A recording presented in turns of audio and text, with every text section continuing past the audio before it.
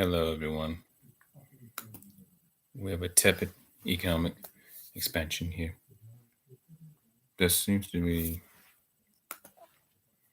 sort of frustrating next week data about payrolls.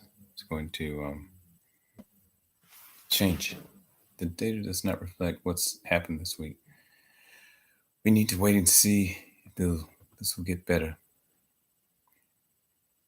I want to say that the SP 500 has dropped considerably. But from a quantitative perspective, we have very little to hang our heads on. And it's weird that from a macro point of view, this looks like the end of the world. But see, the GDP numbers do not accurately reflect what we like to get as far as intelligence, siphon off information from the Federal Reserve. See, currently, the conditions could tighten. We got some leeway to prognosticate what's next. See, I want to say the markets and everyone is just trying to figure out is there consequences to this fall? I think it's awesome. The great correction is here. We wanted this correction, and I'm gonna like my own video.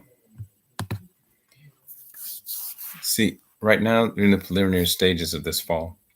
The Dow is 25,246 something. S&P is 29,000. Nasdaq's at 8,501 or something like that. See, the Fed's going to have to come along with whatever happens with this market. So, due to our policy, see, what's going to happen is the balance sheet's going to change. As a result of providing conditions to make sure the rates stay at a manageable rate if you can't manage them. Basically, see, there's going to be work days lost, unemployment, and supply chain will be disrupted severely. But the missing toilet paper in Walmart and Costco, in gas stations, grandma's house, baby nephew's house, play cousin's house, you see, it doesn't reflect actuality. Stay calm, people. Stay calm. See, this is the great correction. This has been coming for a long time. For people like us, live in a fringe society, for fringes of societies, coronavirus, it's like Christmas. It's sad. People are getting sick. People are losing their livelihoods. They're losing their jobs. They're losing their self-discipline. They're losing their gum. You can't even sit down and come to a coherent conclusion. You can't wrap their heads around why is this happening? Why is it happening? Overindulgence, unsustainable markets, unsustainable activity within the market, unrealistic expectations. The just world view of sheeple, the misleading dissonance to consume entertainment and products that we don't need, to depend on people, not just family connections, but people that we don't even know, that work in boardrooms, that work in sweatshops, that sell bean pies in the corner, that sell organs, that sell fried chicken and gizzards. Everyone's included in this. There are many unknowns. Yeah, actually, a lack of test kits too for this. There's no way for individuals to even see if they can get tested. I mean, the Dow market has crashed, supposedly cratered. Oil is now $30 a barrel. Bonds are below 0.5%. And see, It's a very easy answer. Um, the correction was coming for a long time. If rates go up for too long, if things are too good, they have to be bad. They have to go down, rise and fall, good and bad, hot and cold. It's an inevitable thing from 2008, the crash. And it'd be very obvious that we have a crash in 2018. We didn't. So 12 years later, we would. We hit the circuit breaker. I mean, there wasn't too many panics in the 1987 stock market crash. But see, now there's overreaction. There wasn't this mass buying frenzy. Even in 2008, there wasn't a mass buying frenzy. There was depression. There was increase in drinking, shots being consumed.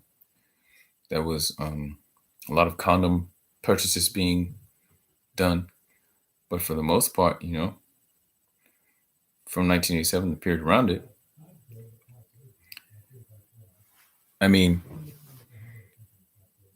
most people in these specialized fields, they in Chicago, there was some stresses that told us that the market was coming to an end. But you see, it was a close call because exquisite one. Excuse me. On September 1st of that year, people want to murder about their market accounts. See, in 2008, 3.5 million market accounts, cash, bank deposits, half the amounts of insured banknotes.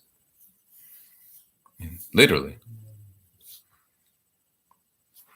See, money market accounts were something to invest in heavily then, but see, now, not anymore. I mean, the market will inevitably change. It has inevitably changed. It has irrevocably changed our lives. Our lives will irrevocably change. Continue to irrevocably change. There will be new normals. There will be reasonable deliberations to be made and reasonable deliberations to be imagined. And I think those that don't know what's going on have to know life will go on. The reevaluation of gold has nothing to do with the market. That has to be sort of trillions and trillions of dollars going to the market. Tell us that all commercial paper is come to a stop. Then it will come to a stop now. But see, there is a recovery because, again, the market will rebound inevitably. But let me just say, with all the fervor and mania going around, it has been really glorious. It has been really glorious. It's been really glorious. It has been really glorious with the push out of hypergamy, of class misgendering in the visage designation upon the femcell to the stranger, potential rapist person with dirty hands, lack of 600 horsepower car, truck, or space shuttle, and $40 hot toffee. It's been great. This tape line has recovered immensely. Immensely. Tape line. I'm drinking watermelon flavored water. No, I did not buy 100 bottles of it. But that just shows you how good the times are. I don't need to hoard toilet paper. God gave me 10 fingers. Paul Joseph Watson said a very wise thing, a wise thing that I did not agree with. It was actually quite offensive. You don't need to buy 400 rolls of toilet paper. Just go in the shower and wipe yourself clean. Offensive, offensive. I was offended.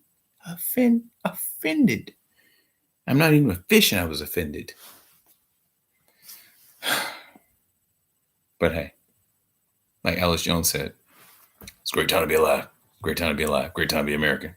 God bless Trump. Thank you so much. Take care of yourselves and take care of your butthole. Thank you.